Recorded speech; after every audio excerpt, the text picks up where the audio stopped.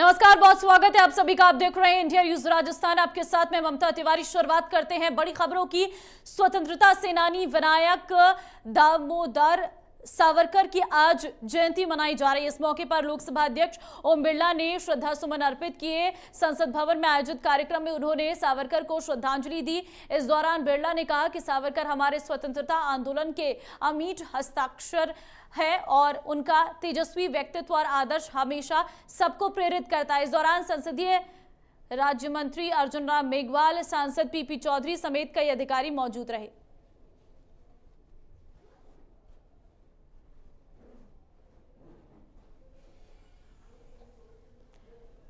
तो लोकसभा स्पीकर ओम बिरला ने नमन किया विनायक दामोदर सावरकर की जयंती आज, और संसद भवन में उन्हें श्रद्धांजलि दी गई। इस दौरान तमाम बड़े नेता मौजूद रहे। आपको बता दें, अर्जुन राम मेघवाल ने भी उन्हें श्रद्धा सुमन अर्पित किए और ओम बिरला भी मौके पर मौजूद रहे। चलिए आगे बढ़ते हैं। वैर के भरतपुर में कांग्रेस विधायक डॉक्टर सुभाष गर्ग का कांग्रेस के कार्यकर्ताओं ने जोरदार स्वागत किया। आपको बता दें कि मंत्री गर्ग एक धार्मिक कार्यक्रम में शिरकत करने के लिए जा रहे थे। इस दौरान मंत्री गर्ग ने कहा कि लोगों को सरकार द्वारा जनहित में चलाई जा रही योजनाओं का लाभ उठाना चाहिए। साथ ही कहा कि आमजन के लिए चलाई जा रही मुख्यमंत्री फ्री दवाई योजना में अपना रजिस्ट्रेशन कराएं ताकि योजना का लाभ सभी को मिल सके। साथ ही उन्होंने बताया कि वैर विधानसभा इलाके में औद्योगिक प्लांट लगाए जाएंगे। साथ ही उन्होंने बीजेपी पर हमला बोलते हुए कहा कि केंद्र धर्म जाति के नाम पर राजनीति कर रही है और एक दूसरे को बांटने का काम कर रही है। इस दौरान कांग्रेस के कई कार्यकर्ता और पदाधिकारी मौजूद रहे।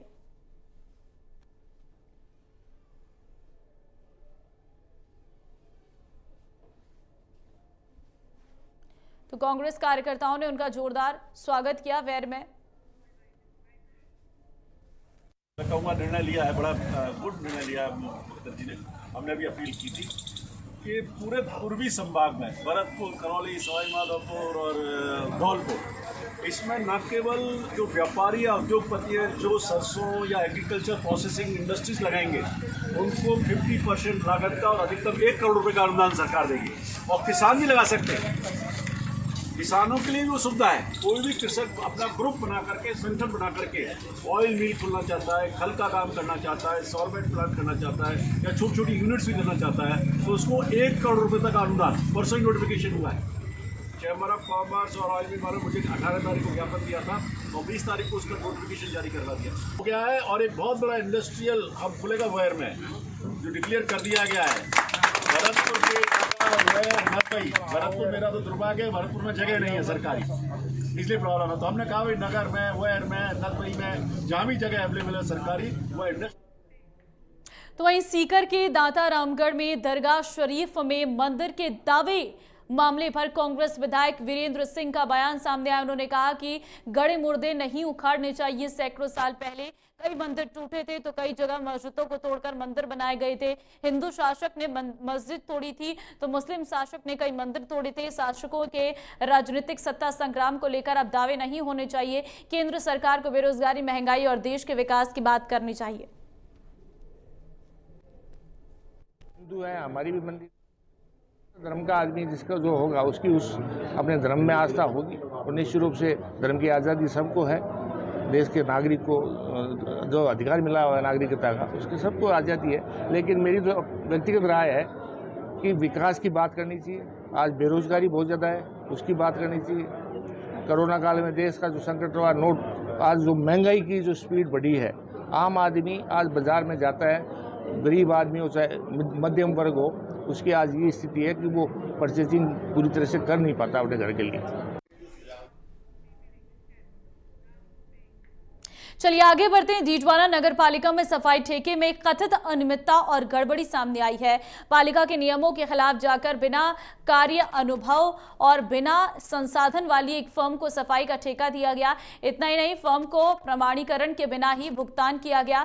मामला सामने आने के बाद भाजपा के नगर पालिका प्रशासन पर भ्रष्टाचार को बढ़ावा देने का आरोप लगाया है। विधानसभा प्रत्याशी रहे जितेंद्र सिंह जोधा ने आरोप लगाया कि नगर पालिका का पूरा प्रशासन भ्रष्टाचार में डूबा है। उन्होंने सफाई ठेके में वित्तीय अनियमितता की जांच कराने की मांग करते हुए कहा कि शीघ्र ही भाजपा की ओर से नगरपालिका में व्याप्त भ्रष्टाचार और टेंडरों में अनियमितताओं को लेकर प्रदर्शन किया जाएगा। साथ ही भ्रष्टाचार निरोधक ब्यूरो की शिकायत देकर जांच की मांग की जाएगी।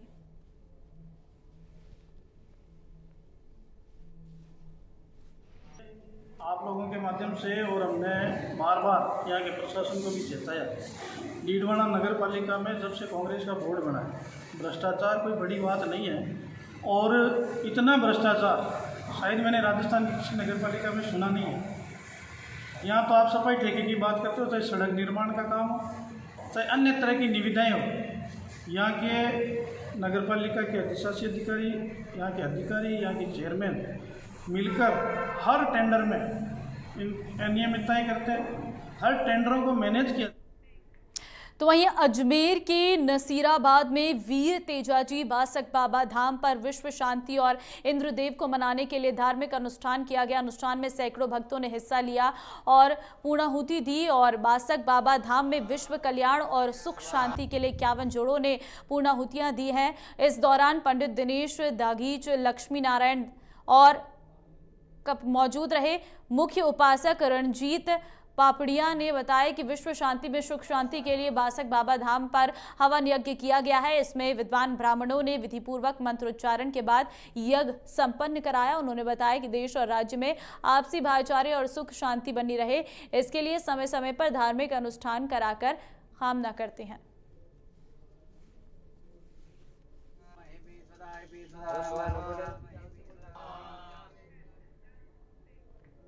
और चलिए आगे बढ़ते हैं। राजस्थान यूनिवर्सिटी के सेवानिवृत्त कर्मचारी संघ सोमवार से अनशन शुरू करेंगे। दरअसल यूनिवर्सिटी के एक हफ्ते पहले 7 कर्मचारी रिटायर हुए थे और उन्हें ग्रेजुएटी का लाभ नहीं मिल रहा है। इसको लेकर संघ ने कुलपति सचिवालय पर प्रदर्शन भी किया था।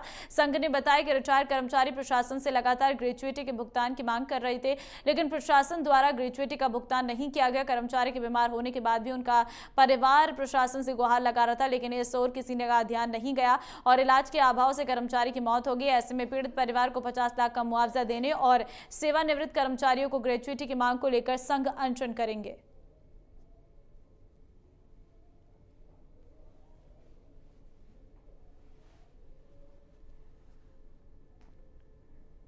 तो सोमवार से दिनांक 22/4/2022 को 7 कर्मचारी सेवानिवृत्त हुए। उसमें से 6 कर्मचारियों को तो पीएफ तो मिली, लेकिन पूर्व की भांति ग्रेजुएटी का उनका भुगतान नहीं हुआ।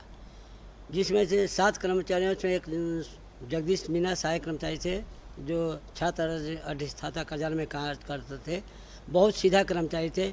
उनको पीएफ का भी राशि नहीं मिली। ग्रेजुएटी और अन्य भुगतान तो दूर है, जो कर्मचारी का खुद का पैसा था पीएफ का भी भुगतान नहीं हुआ। रिटायर होने के बाद में स्वाभाविक है, जब कुछ पैसा नहीं मिलता है तो आदमी की मानसिक संतुलन। तो वहीं राजधानी जयपुर के शहीद स्मारक पर बीते 58 दिन से स्वास्थ्य सहायकों की ओर से धरना दिया जा रहा है। दरअसल स्वास्थ्य सहायक संविदा पर रोजगार देने की मांग कर रही हैं। कोविड स्वास्थ्य सहायकों ने बताया कि प्रशासनिक अधिकारी अनिल अरोड़ा से सचिवालय में मुलाकात हुई थी। तो वहीं पुलिस कमिश्नरेट में पुलिस द्वारा कोविड स्वास्थ्य सहायकों से वार्ता की गई और कहा कि सीएम से आपके प्रतिनिधिमंडल को मिलाया जाएगा। स्वास्थ्य सहायकों ने बताया कि मुख्यमंत्री से मिलने के बाद अगर मांग पर सरकार की ओर से सहमति बनती है तो ही धरना समाप्त किया जाएगा।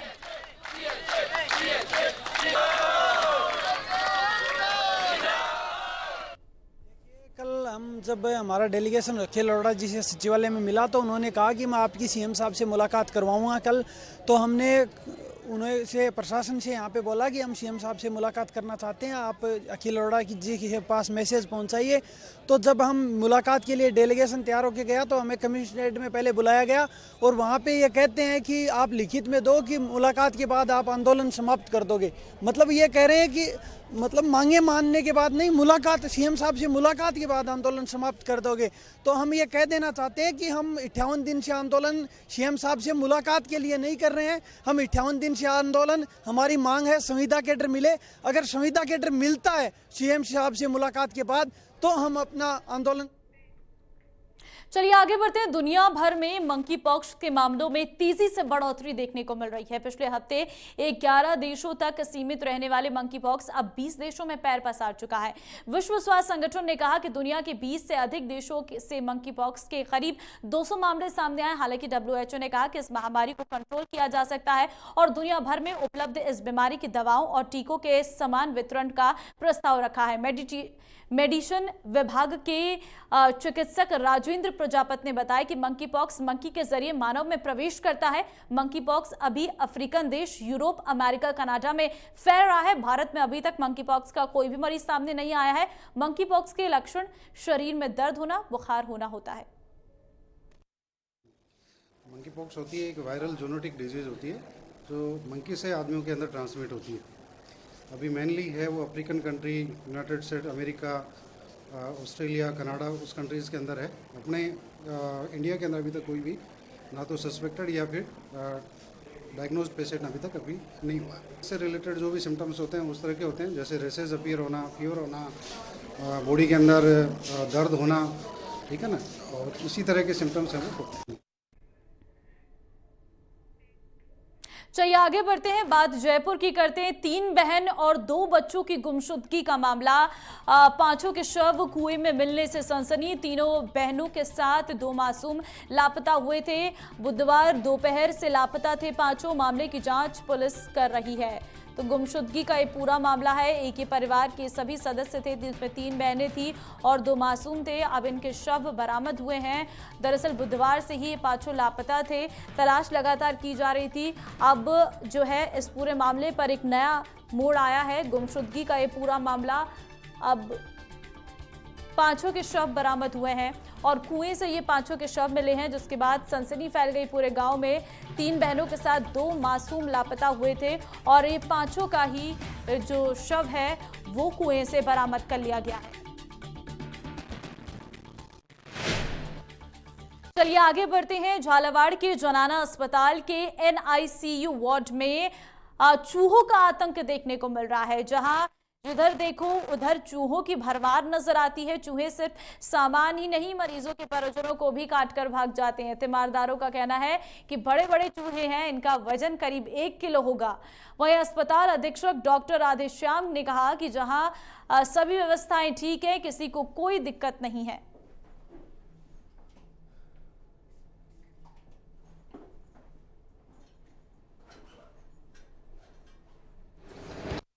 ये 20 बाई 30 का कमरा है। इसमें लगभग आपको 20 से 25 चूहे मिल जाएंगे और चूहे की साइज़ आप एक बिल्ली जैसी मान के चलो, ऐसी साइज़ है।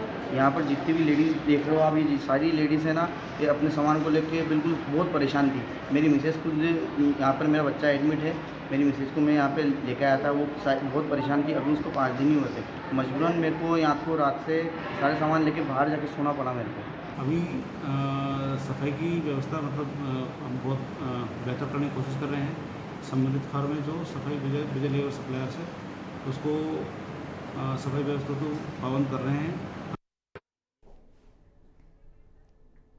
सवाई माधोपुर के मलारना डूंगर में दर्जनों हथियारबंद लोगों ने ट्रैक्टर चालक पर हमला कर दिया। मामला लालसोट सवाई माधोपुर मेगा हाईवे पर मलारना चौड़ गांव के पास का है। हमले में घायल चालक ब्रह्म सिंह को अस्पताल में भर्ती कराया गया। सूचना मिलने पर पुलिस मौके पर पहुंची और घायल का बयान लिया। आपको बता दें कि घायल युवक ब्रह्म सिंह खाली ट्रैक्टर ट्रॉली लेकर अपने गाँव आ रहा था। तभी मलारना चौड़ गाँव के पास हथियारबंद लोगों ने ब्रह्म सिंह पर बजरी परिवहन का आरोप लगाते हुए रुपयों की मांग की। ब्रह्म सिंह के विरोध करने पर हमला कर दिया। घटना के बाद किसानों में आक्रोश है। फिलहाल पुलिस मामले की जांच कर रही है।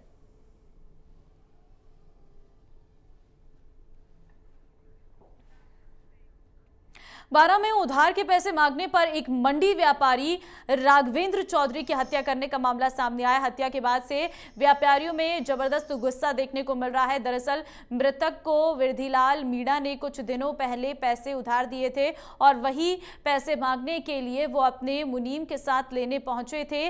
तभी दोनों के बीच पैसों के लेन देन को लेकर बहस हो गई थी। इस पर वृद्धिलाल मीणा और उसकी पत्नी ने धारदार हथियार से मृतक पर हमला कर दिया। मामले को लेकर मंडी व्यापार संघ अध्यक्ष मनीष लश्करी के नेतृत्व में व्यापारियों ने पुलिस के खिलाफ आक्रोश जताया।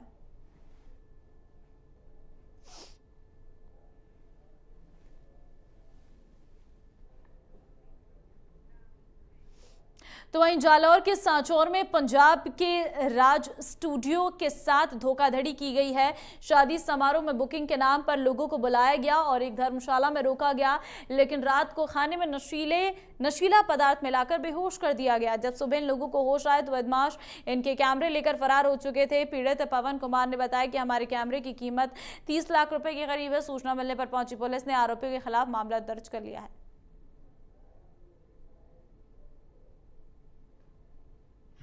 रखा, उसने हमको एक रूम दिया, भाई इसमें पूरा आदमी व्यवस्था नहीं है रहने के लिए, पूरा आदमी का सुबह करेंगे, आप ऐसे करो कि अपना जितना सामान है आपका, ये छोटा बड़ा रूम है, इसमें अंदर रख के ये चाबी पकड़ो और इसको ताला लगा दो, ठीक है, वो अपने हाथ से लगा दो। हमको मालूम नहीं है उसने 3 चाबी वाला ताला लिया है या 4 वाला लिया है, ठीक है, नया कैमरा नया लॉक लेके आया वो, ठीक है, उसने लॉक लगाने के लिए बोल दिया। हमने लॉक लगा के हमारा लॉक लग गया तो हम आराम से बैठ गए, ठीक है। शाम को क्या आया 9:30 बजे खाना लेके आया हमारे लिए, पूरे 15 आदमी के लिए, ठीक है। खाने में उसने मालूम नहीं क्या मिलाया क्या नहीं मिलाया, पूरा आदमी सो गया। सुबह जाके हमने देखा जब भी खुला रूम को, तो उसमें क्या हमारा कैमरा नहीं है, 15 कैमरा नहीं है हमारा उसमें। फोटोग्राफी के काम के बहाने से राज स्टूडियो भीनमाल के नाम से किसी व्यक्ति ने यहाँ फोटोग्राफी के काम से बुलाया और इनको भीनमाल नहीं बुला के बाद में सांचौर आने के लिए कहा। यहाँ रावणा राजपूत धर्मशाला में ठहराया। रावणा राजपूत धर्मशाला में ठहराने के बाद में इनके जो कैमरे वगैरह एक रूम में रखवाए, वहाँ अपना ताला लगा दिया और बाद में रात में इनके सोने के बाद में इनके कमरे से इनके जो कैमरे वगैरह और फोटोग्राफी का सामान था वो। तो वहीं बारा नगर परिषद के वार्ड 13 के लोग गंदगी में जीने को मजबूर हैं। रास्ते में जगह जगह पानी भरे होने से लोगों को भारी परेशानी उठानी पड़ रही है। स्थानीय लोगों का कहना है कि पिछले 15 सालों से बारा नगर परिषद में कांग्रेस का बोर्ड है। कई बार नगर परिषद के अधिकारियों जनप्रतिनिधियों से शिकायत की, लेकिन कोई सुनवाई नहीं हो रही। लोगों का कहना है कि चुनाव आने पर हर बार समस्या को हल करने का आश्वासन दिया जाता है, लेकिन बाद में इसकी कोई सुनवाई नहीं होती।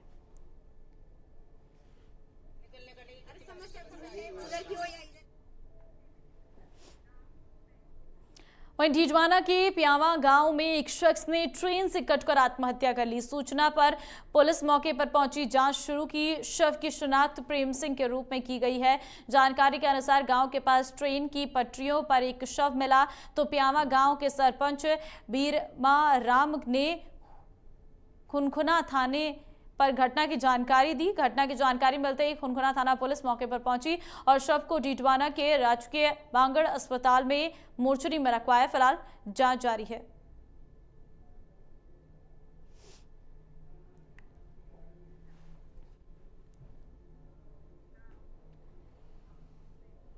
और अब खबर बस्ती से है, जहां पर बेखौफ बदमाशों का आतंक देखने को मिल रहा है। हथियार सहित निजी अस्पताल में घुसे नकाबपोश अस्पताल कार्मिक पर पिस्टल तानकर मांगे पैसे। कर्मचारी के मना करने पर हथियारों से की मारपीट। भीड़ ने 2 बदमाशों को दबोचा, जमकर धुनाई की। पिस्टल, लूटे हुए पैसे और अन्य हथियार बरामद किए हैं। 2 बदमाश अंधेरे का फायदा उठाकर फरार हुए हैं। पुलिस ने बदमाशों को हिरासत में लिया है।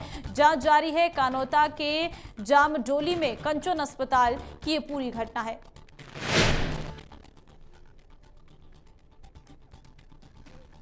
तो तस्वीरों में आप देख सकते हैं किस तरीके से बदमाशों का आतंक जारी है। 2 बदमाश अंधेरे का फायदा उठाकर फरार हो गए। पहले किस तरीके से पीटते हुए नजर आ रहे हैं आप देख सकते हैं। बदमाशों का आतंक लगातार जारी है। पुलिस ने बदमाशों को हिरासत में लिया है।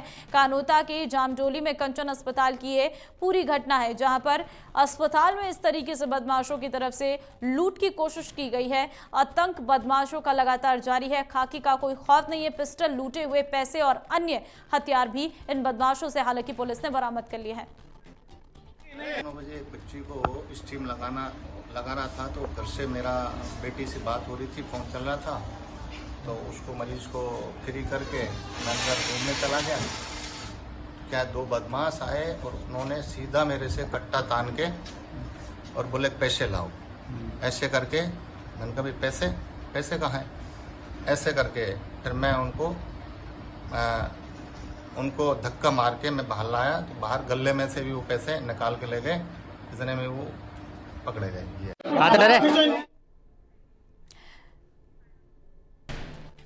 चलिए आगे बढ़ते हैं। बाड़मेर में एक पेट्रोल पंप पर चोरों ने ताबड़तोड़ हमले किए हैं और वारदात को अंजाम दिया। पंप पर सेल्समैन के साथ मारपीट की गई और आरोपियों ने पीड़ित से 50,000 रुपए लूट भी लिए हैं। जानकारी के अनुसार बदमाश 2 गाड़ियों में सवार होकर आए थे। फिलहाल पुलिस इस पूरे मामले की जांच कर रही है। तो बाड़मेर में बदमाशों के हौसले लगातार बुलंद हैं। आप चोरी की वारदात देख सकते हैं किस तरीके से बदमाशों ने 10,000 रुपए और चेन लूटी है। शराब विक्रेता के साथ मारपीट की है। पुलिस मामले की छानबीन में हालांकि अब जुट गई है। बदमाशों का आतंक लगातार जारी है। शराब विक्रेता के साथ मारपीट की यह तस्वीर निकलकर सामने आ रही है।